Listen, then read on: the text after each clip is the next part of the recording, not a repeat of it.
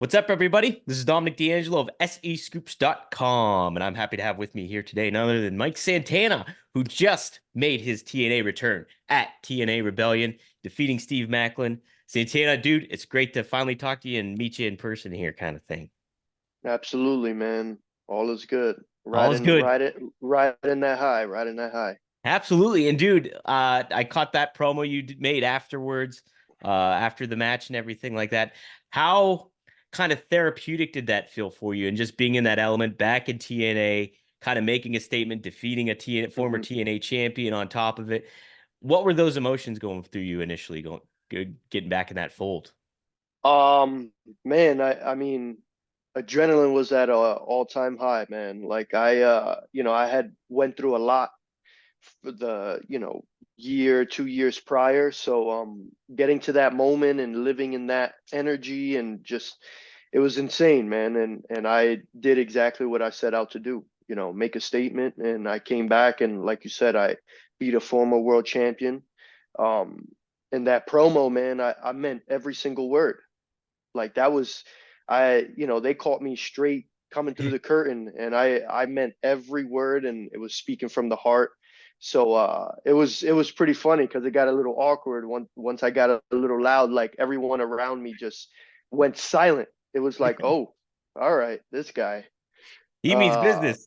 oh yeah, and I definitely did, man. And yeah, I can't wait for the future and it's looking bright and I'm ready to continue that upward trajectory and keep it going. No doubt, dude. No doubt. And the neat thing is like TNA's had such an influx of free agents coming in and top Yep. names and big names from all different promotions and every which way. How was that free agency period for you? Like did you see some advice during that time from some particular people, or what was your kind of mindset of like making the decision to go to TNA and what you were going to do with your future ultimately? Well, even while I was still with the other place, like I took it upon myself to get back on the road. Hmm. And so like as soon as Wembley was over, like I told myself, listen, if I'm gonna bet on myself and I'm really gonna do this, I I want to just get back out there and start testing myself against the best. There's so much talent right now, and I'm a firm believer in you only get better when you work with people that are better. And yeah, so I took it upon myself to get out there and start working with the best talent there was. And yeah, I hit the road, man. I hit the road pretty hard and I knew that my plan wasn't to stay. Hmm. So I thought to myself, hey, let me get a head start on things and get out there and instead of waiting and all right, I get my release and then I start, I was like, screw that. I took initiative and yeah, it paid off. So I've been grinding since even like when I came back into wrestling. So, Right. but yeah, and then everything going into TNA, man. As soon as I have a bunch of friends here, Hmm. and I've always kept in touch, and we've always uh, just kept each other updated on things, and yeah, so when I made it official that I was gone from AEW, like my phone rang like real quick. And it was humbling because it wasn't just TNA, it was other places too. So it was truly humbling and it was like, all right, I'm obviously doing something right, right?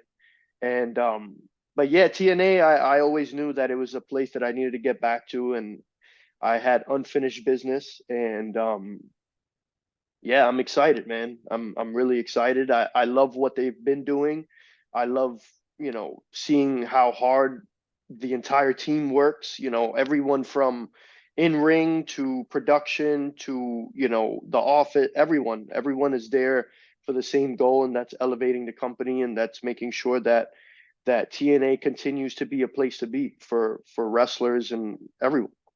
In and out too. Anytime I do interviews with TNA, a big highlight that gets taken away from these is the locker room dynamic and Yeah. the positive attitude that's kind of backstage and everything like that. And everybody has that goal in mind. Not only is it like obviously it's wrestling, so it's a competitive environment, but you Yep. also have that communal aspect that kind of goes with TNA, and it's pretty neat to see when You've been on the road and kind of hitting the things and going through your ups and your downs in a lot of ways throughout these past couple of years. What have you kind of learned about yourself in regards to from a career standpoint, but also from like a personal standpoint of growing as a wrestler? Well, professionally, I mean, one of the main things that I've learned was that if you don't advocate for yourself, no one will. Hmm. You know, you got to fight for your spot, especially when you're at the top level in this business. You know, nobody's gonna be like, here, take this, Yeah. or, you know, there's not a lot of people willing to help you get to that next level. So sometimes you gotta make your own decisions and do what you need to do in order to get to where you want to be. You know, that was one of the main things that I've learned, especially at the top level. Um, and just you know, personally, I went through a lot, like Mhm. my entire time while I was there. Like, you know, 2020 happened. I lost my dad. The pandemic happened.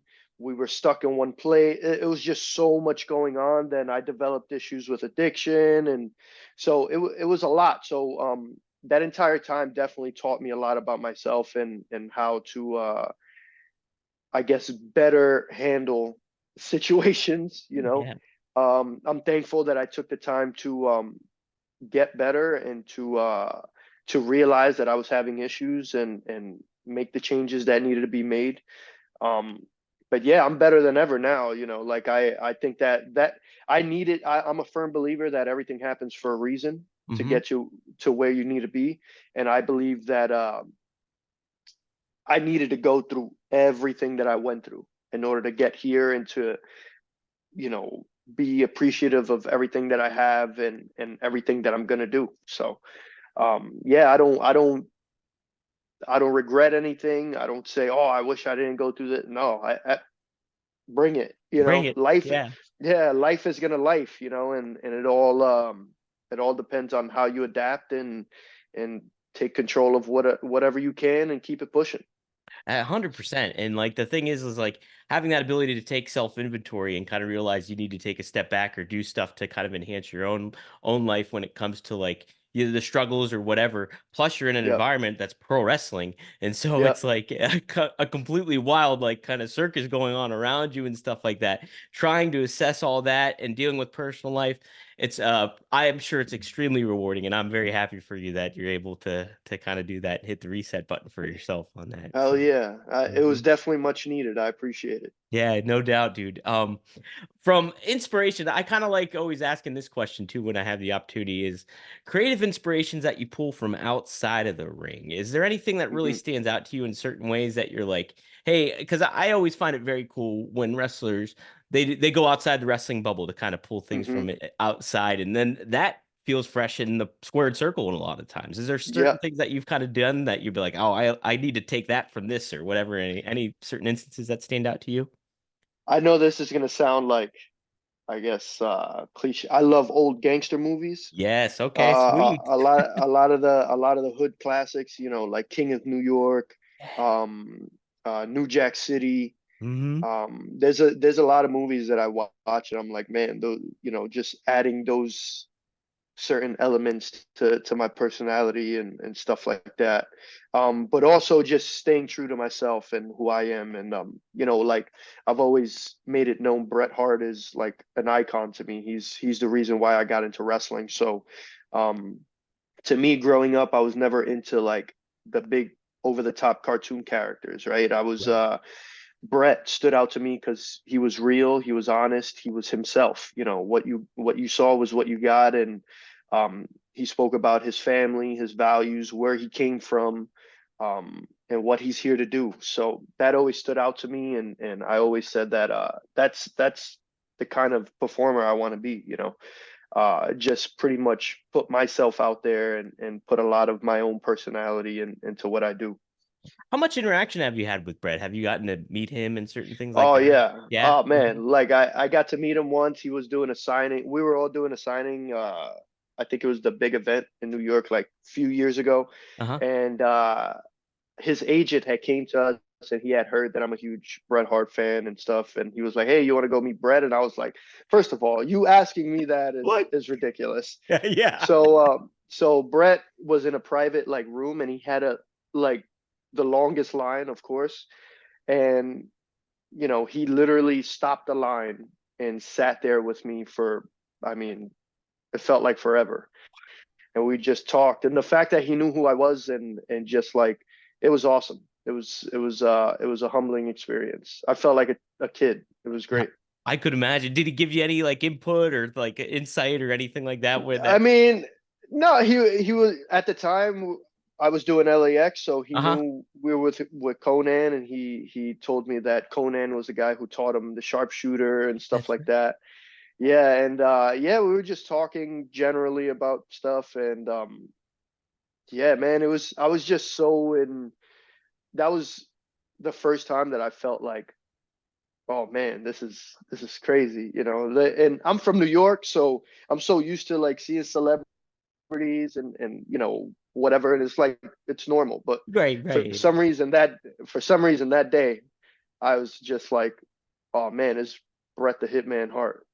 That gives you pause for Yeah, sure. yeah, for sure. It's pretty neat too because you mentioned it. It's like, Brett stayed true to himself. And it's not like when you're doing your promos or trying to be somebody, you're not trying to be Bret Hart, you're being you. No, But yep, it's yep. that matter of fact that you're picking and choosing for, hey, Brett did this, I'm gonna go and do it my way, and Yep. this is my own spin on it. And I think that's a good foresight to have for sure. Absolutely. I always say that Mike Santana is an extension of myself. It is myself, but just turned up. It's like that intensity and that level of violence that I bring sometimes is just I attribute it to who I used to be when I was younger. Mhm. Like I still have that dude trapped inside. So Right. wrestling allows me to bring him out and not get arrested and not get into trouble or anything. So Right.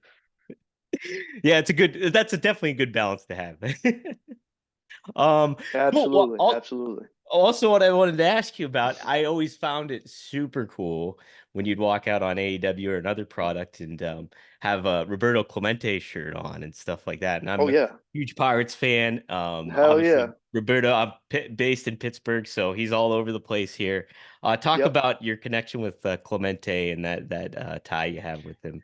I mean, aside from just being a Boricua, being a Puerto Rican, Hmm. and a proud Puerto Rican at that, I respect so much his history and what he's done, not just for baseball, but for his culture in general. He was such a humble, such a giving man. As he passed away going on a trip to Venezuela to help people. Hmm. So or it was Nicaragua. Yeah, It was yeah, Nick. Nicaragua, Yep. yes. Hmm. So that always stood out to me, and that's the person that I am. Everything that I do in my life, I just want to be able to give back and help people as much as possible with my story and with my platform. And I attribute it to him. He was one of the greats, and yeah, I just like when you look back at his story. I actually watched a documentary not too long ago about him, and just like his story is so amazing. Coming into the league and being dark skinned, Right. and so just everything he had to deal with, and just staying true to him. And he was like the guy that was like, no, I'm gonna speak Spanish, like Yeah. on national TV and all this stuff. So yeah, it's a lot of respect there. A lot of respect there. No doubt. And him starting off like that too. He was dark skinned. So he had that, like, obviously baseball was a different time then and things like that. Yep, But yep. not only that, but he was Hispanic and spoke Spanish. So it was another hurdle for him to climb and achieve and really set a precedent for Hispanic baseball players, which is, I Yeah, thought, super cool. absolutely, Mhm. absolutely. Yep. Made those Steel City ties too. I can't beat that. Hell yeah. Right?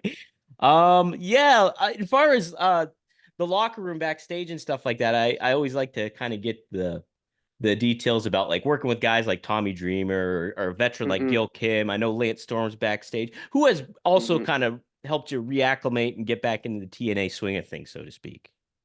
Well, like you mentioned, Tommy Dreamers has been a mentor of mine for years. I mean, even back when we were LAX, he's always been someone that I've gone to for advice and mentorship. And yeah, he continues to do that.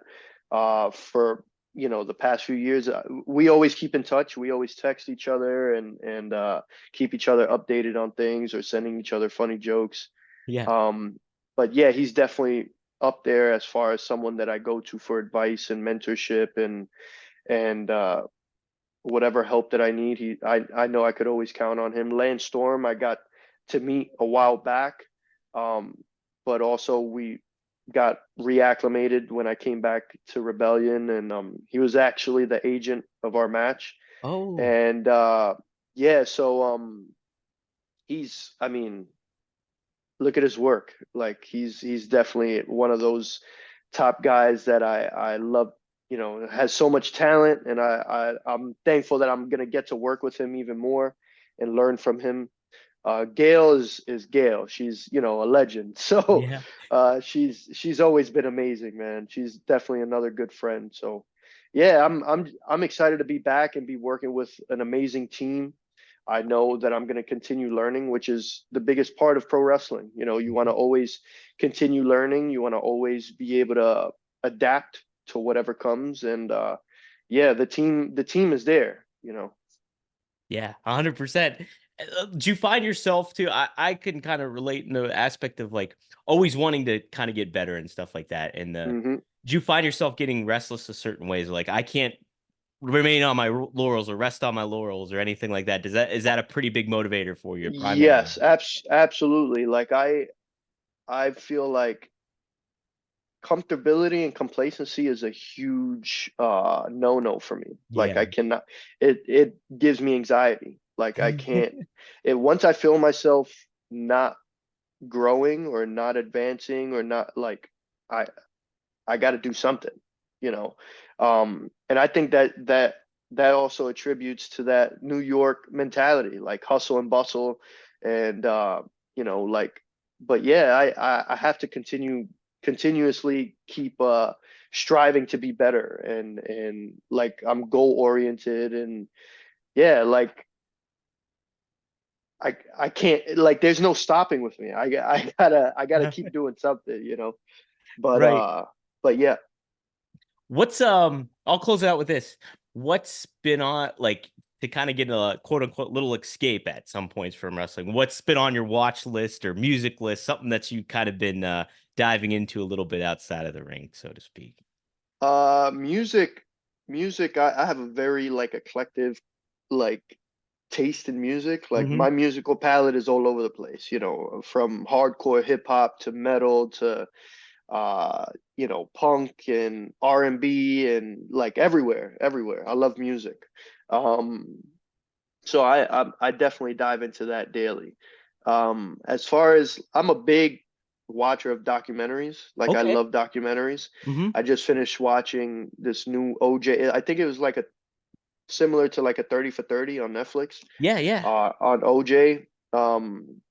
Yeah, and a lot of like murder mystery stuff. And also I mentioned in the last interview, they I just realized they have the whole like thing of Thundercats on Disney Plus. So Right.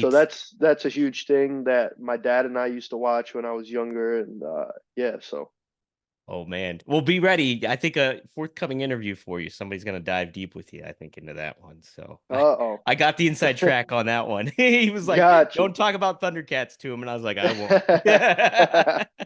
Gotcha. Yeah, it's cool, man. Well, this has been great. You're fighting Myron Reed this week on Yep. Impact. He's such a talent too. I really Yep. appreciate the work he's done. It's gonna be cool to see you in the mix of everything here. Mustafa Ali, Hammerstone, Josh Alexander again. There's a lot of cool matchups. I'm looking forward to seeing you get involved in, brother. So it should be a lot of Yeah, fun. I'm excited, man. Like and again, all those guys that you've mentioned are guys that I know that I'm gonna learn from and grow.